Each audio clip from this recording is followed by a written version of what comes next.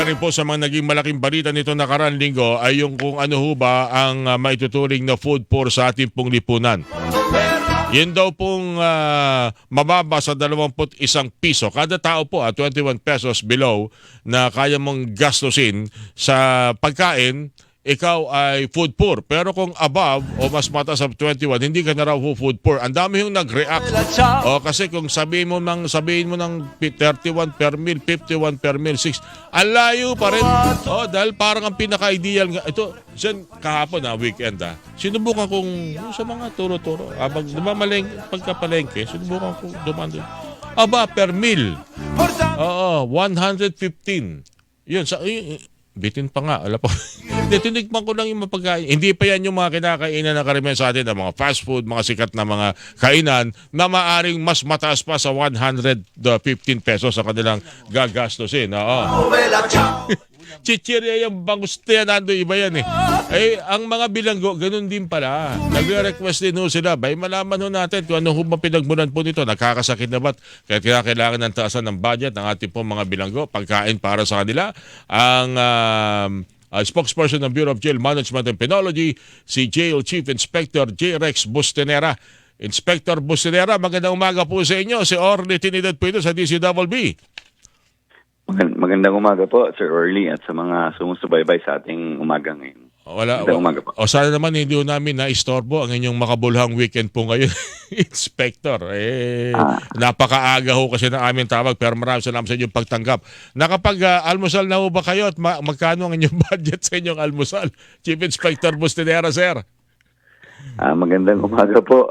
Hindi naman po, sakto lang po yung ating almusal at of course, depende po sa misis natin kung mapagkakasya po yung budget. Yung nga Alam niyo, sabi ko nga, baka bukod sa mga bilanggo, yung mga jail guard natin, taas-taas din ang sweldo. Dahil konti lang daw ang nilalamang ng budget sa pagkain ng mga jail guard sa kanilang ikumpara sa pagkain ng kanilang mga binabantay ng mga bilanggo. Chief Inspector, sir? Tama po, Sir Orly. Actually, hindi rin po kami kasama sa itong increase po ngayon ng sweldo natin, and we are hoping na baka sa future maisama rin po. So bukod pala dapat pala di-request nyo bukod sa budget for food ng hindi. Anyway, ano ho bang pinagmulan nito pong kahilingan ng BJMP na yung mga bilanggo na nasa ilalim po ng kanilang pangangalaga? Kasi may mga prison, may mga bilangguan tayo na hindi ho BJMP nangangasiwa, ang DOJ o ang municipal o provincial government, pero at least sa mga city jail, ano ho bang pinagmula? Ano ho bang pinag-ugatan? Meron po bang mga kulungan na talagang wala tayong may pakain sa mga bilanggo? Chief Inspector J. Rex Bustenera? Opo, Sir Orly. Ang pinag-ugatan po nito, taon-taon naman po talaga, tayo po ay humihingi ng request o ng proposal na taas ang budget natin sa pagkain. Ito pong budget po natin ngayon sa pagkain ay 70 pesos o 70 pesos sa isang araw. Pinaghahati po yan ng tatlo. 50 hanggang 50 to 70 pesos a day na budget sa mga bilanggo, pero yung presyo niyan for 3 prisoner? Tama ba yan? 70 pesos po. Tama po, Sir Orly. 70. So, 70 pesos po yan sa isang araw, paghahatiin po ng tatlo. At ito pong budget po na ito ay nasa 2016 pa po o 2017 pa po nung huling na-aprobahan.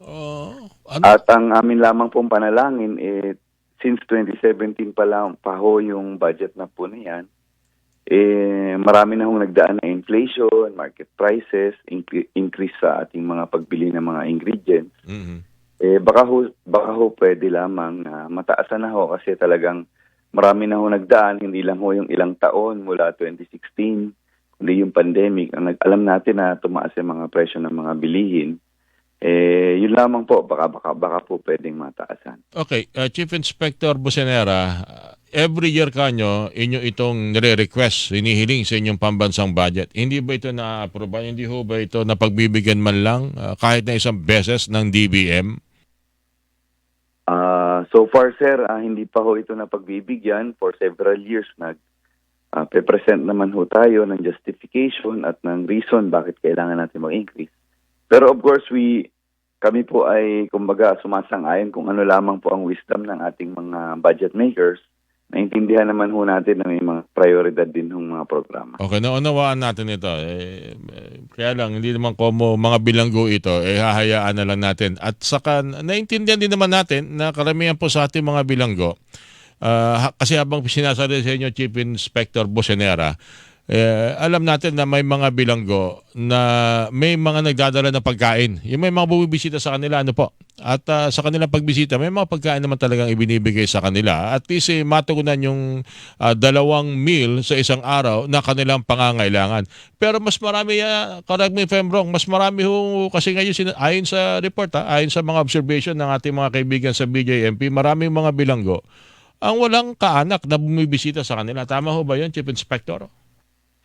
Tama po, Sir Orly. Nasa 20% lamang po ng ating mga nakakulong ang may dalaw. At isa lang pong paalala namin, lahat po na nakakulong sa BJMP, majority po niyan, sir, ay mga ongoing ang trial o yung nag-hearing pa. Oo. Ibig sabihin po, sila ay presumed innocent until proven otherwise. At kaya nga rin po isinusulong namin na, of course, yung humane treatment nila by providing them with the basic needs, yung maayos na nutritional value. Para po, of course, maitawid ang kanilang rehabilitation program. So, yun lamang po ang sa amin. Para maka-cope up din po. City Jail ang inyong hawak ng BJMP. Tama po ba, Chief Inspector? Tama po, Sir Orly. City, municipal, and district jail po District sa jail. buong bansa. Ito po ay mga nasa 484 facilities. Nasa aming minamanage po ngayon. Ilang bilanggo ang lahat-lahat ang nasa mga pagbabantay ho o pangangasiwa ng BJMP sa buong bansa kung meron po kayong statistics, Chief Inspector? Nasa ngayon po, meron po tayong 117,000 na nakakulong buong bansa sa BJMP. Okay. At ito pong 117 na po ito ay, of course, may mga pumapasok at tumalabas daily. Of course, depende sa kanilang kaso. 117,000, meron ba kayong ano diyan na tawag dito, pagkakasalansan at compute kung ilan po ang budget po sa kanila na inaprubahan itong taong ito? Opo, ngayon pong taon na ito, nasa 3 billion po yung budget po natin sa pagkain lamang po. Kaya nga po, ito po yung tinitingnan namin, nasa tingin po namin. 3 million, 3M. 3 billion po. Billion. Di ba, malaki-laki pala, ano? Sa isang taon po, 3 billion yung budget po natin. Okay. Gawa nga po nung may pumapasok rin po, ibig sabihin po may naaaresto tayo, may lumalaya rin po, may mga napapalaya tayo through decongestion at may mga nagpapiyansa. Ngayon po, come and go po yan, pero nasa 3 billion po yung budget po natin dyan. Kung tatantsahin po natin yung 117,000 ng 70 pesos per day na pagkain po nila sa 3 beses sa isang araw. Oo, yan ang computation ideally ng 3 billion. 70 pesos per day ng bawat bilanggo per prisoner. Tama po, sir. Tama po. Pero sabi niyo we are kasi hoping kanina, na ma-increase po ito by 100. Pero sabi niyo kasi kanina lumalabas na yung 70 pesos per day pinaghati ng 3 bilanggo. Ibig sabihin, kapos ang 3 billion? Pinagkakasya po ng mga wardens natin o ng BJMP yung 3 billion. Ibig sabihin lamang po nito kung ano po yung market prices before pandemic, yung pa rin po yung talagang pinagkakasya nila. Kasi yung pa rin po yung budget, wala pa rin pong pinagbago. Mabutit na pag-uusapan nito kasi hindi na ako magugulat kung ako'y tatambay ng isang city jail at ma-o-obserbahan ko na mukhang mag-i-skip ng isang meal dahil kulang pala budget. Pero may mga nangyayari bang ganyan? Halimbawa, hindi na naibibigay yung almusal, tanghalian na lang kasi walang budget. Nangyayari ho ba yung gano'n? Sa part po ng BJMP, hindi naman po nangyayari yun. 3 meals a day pa rin po. 3 meals a day Of pa course, rin. breakfast, lunch, and dinner. At sa part naman po ng mga jails natin, kung ano po yung seasonal na mas mura, yun po yung mas marami. At tinitiyak naman po natin na talagang as much as possible, kung hanggat maaari, may maisiserve tayo ng mas masustansya. Kaya nga lang po, sa presyo po talaga ng 70 pesos, napakahirap po pagkasyahin. Alam naman natin na before pandemic pa talaga po yung presyo na yan. And ang proposal lamang po namin baka po sakaling makonsidera dahil po talaga yung inflation ng ating market prices napakataas na, at ang 70 pesos per day na budget po namin ay even before pandemic 2017, 2016 pa ho. Yan na po yung budget natin. Eto, baka maihabol pa at baka maayos pa ang kinihiling na budget for next year ng pamahalaan. Magkano po ang inyong nakikitang dapat idagdag? From 70 pesos, magkano sa tingin niyo dapat na gawin po dito? Ibigay kada bilanggo sa isang araw? Yes, Sir Orly. Sa amin po, ang proposal po namin is 100 pesos. Ito naman po ay base din sa pag-aaral ng ating mga city, district, and municipal jails. Ngayon po, kung mapapagbigyan, napakagandang kaluwangan din po ito sa ating mga wardens. And we are hoping, taon-taon naman po talaga nagpo-propose po kami nito. And sana po this year, ma-aprobahan din po. At least maging 33 pesos per meal ang lalabas kung 100 pesos per day ang inyong nire-request. Okay na ho yun sa inyo? Tama po, Sir Orly. And sa part naman po ng BJMP, and kami po ay ina-assure naman namin na yan po ay dadaan sa masusing proseso, of course with our Commission on Audit. And kung mayroon man mo mga pag-abuso sa aming mga hanay, agad naman namin talagang sisibakin, iimbestigahan ang aming empleyado. Buti binanggit nyo ho yung pag-aabuso kasi yan din na naging bagay. Alam naman ng mga taga-BJMP yan, hindi naman yan siguro lihim na ngayon lang malalaman yung budget sa pagkain na binabawasan at minsan yung mga karneng kinukuha sa palengke, ibinibenta sa ibang tao para ito naman po ay masusing babantayan po. Handa ho kayong i-liquidate lahat po ito at ipakita na talaga na pupunta sa mga bilanggo itong budget ng kanilang pagkain na ito. Tama po, Sir Orly. Sa katunayan po, nagtatagpo tayo ng mga pulisiya, halimbawa po ng mga Food Service Council, mga oversight committees para tumingin po dito. At kung may mga pag-abuso po dito yung ating mga warden at yung ating mga empleyado, of course, we will not tolerate sa BJMP. Kasi of course, we are very transparent po sa Commission on Audit. At ibinibigay na po namin sa Commission on Audit yung mga findings nila para mas lalong mapabuti yung pag-manage ng pagkain. And even sa Commission on Audit na po nanggaling ang rekomendasyon na kailangan na po mag-increase.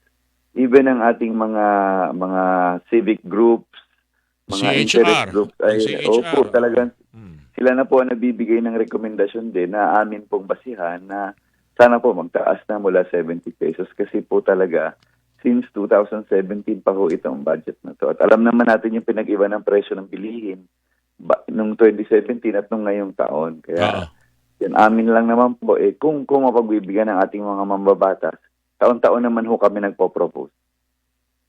Ano bang kasunduan dito? Pag halimbawa, isang city jail, 20 o 30 ang bilanggo ngayon, pero next week, lahat ay mariresolba ang kaso, lilipat sila ng, yung iba, makatulad na guilty, pupunta sa Muntinlupa, yung iba ay maaabsuelto, so lalabas silang bilangguan. Kung wala na laman yung city jail, wala namang problema. Yung budget doon ay hindi naman gagalawin. Tama po ba? Tama po, sir. Kami po ay tumitingin sa number of PDL niya. Ibig sabihin, kung mas maraming naidala o commitment galing sa korte, o kaya kung gaano karami base sa mga lumaya din sa release order ng korte. So lahat po ng commitment at release order tinitingnan namin para makita natin ang exact population niya at yun lamang po ang babadgetan. Makakaasa po ang ating taong bayan na hindi po babadgetan kahit sino-sino na lang. Yun lamang po may mga pending cases at may mga kaso sa korte na idinala talaga sa BJMP. Alright. So yun po yung basihan natin kung sino ang pwedeng bigyan ng pondo. Pangulinan siguro, Chief Inspector Businera, kumusta ba mga bilangguan natin ngayon? Kinakapos pa ho ba at kinakailangan pa bang bukod sa pagkain, may pangangailangan ba na ayusin at gawa ng paraan na magkaroon ng kaaya-aya o matinong. Kaya ako tinatanong to, habang nagkikwentuhan tayo, na-imagine ko kasi mga kulungan na siksikan hanggang ngayon. Tapos yung iba, tinatago pa kung saan-saan, ikinukulong kung saan-saan dahil hindi ho kasya sa mga bilangguan. May mga ganyan pa ba tayong mga sitwasyon sa ating po mga city jail under BJMP, Chief Inspector Businera, at kinakailangang ayusin at gawa ng mga panibagong pasilidad? Yes, Sir Orly. Again, good morning po. Thank you sa opportunity na ito. And of course, hindi lang po sa pagkain, pati ho gamot. Ang isinusulong din ho namin pagtaas ng sa pagkain, kundi pati rin gamot na kung pwede Gamot tumama din. ng 30 pesos per inmate po, per day po. Oh. Ngayon po, ito po naman ang isinusulong namin dahil nga po ang prison health o yung kalusugan sa loob ng kulungan ay public health. Kami naman po kasi sa BJMP, yung mga nakakulong po sa amin ay lumalaya din. Nagpapiyansa, natatapos ng kaso, na-acquit, na-dismiss. At kapag po yan ay lumaya ng hindi malusog, may mga nakakahawang sakit, risk din po sa ating community. Kaya nga po, isa rin po yan sa sinusulong natin. And of course, notwithstanding yung aming request for increase in budget sa prisoner subsistence allowance para naman po mas matugunan yung kanilang pangangailangan o yung basic need. Bago sila bigyan natin ng TESDA education program o nung ano-ano mga rehabilitation program natin, ang sa amin lamang po ay mabigyan sila ng mas maayos muna na laman sa tiyan bago natin sila pabigyan ng mga ibang programa. Okay.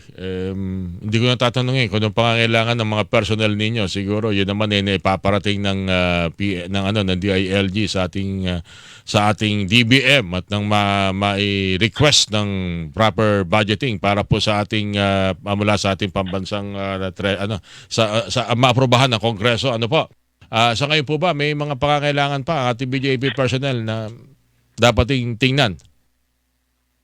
Yes, Sir Early. Of course, naibibigay naman po, tama po kayo, naibibigay naman lahat ng mga national allowance, local Good. allowances Good. natin. And ito lang po sa recent increase natin sa sahod, hindi po kasama ang BJMP at mga uniform Yung nga personnel. po And alam naman po natin, baka mayroon pong mga parating na programa. Baka may surprise. Kaya pala nung isang araw, malungkot yung kaibigan kong si Florante Goyena. Oo. No. Ang lungkot niya, Chief Inspector, talagang kahit na anong patawa ko sa kanya, malungkot. Baka makasalubong niyo dyan sa BJMP, pakisabi sa kanya na tama na at liligaya rin. Tama, Sir Orly. Baka darating ang panahon, liligaya rin tayo at maisama tayo sa pagtaas ng sahod. Alright. Kapa ho BJMP officer ni Chief Inspector Pistinera, aming pinag-uusapan si Florante. Pakikumusta ako kay Guyena, Chief Inspector. Naalala ko lang. Maraming salamat, sir, at magandang umaga po sa inyo at sa inyong binigay na pagkakataon po ngayong umaga. Thank you, sir. Yes, Sir Orly. Magandang umaga po sa ating lahat. Si Jail Chief Inspector J. Rex Bustinera, spokesperson ng Bureau of Jail Management and Penology, ang inyo pong napakinggan. Buena Manong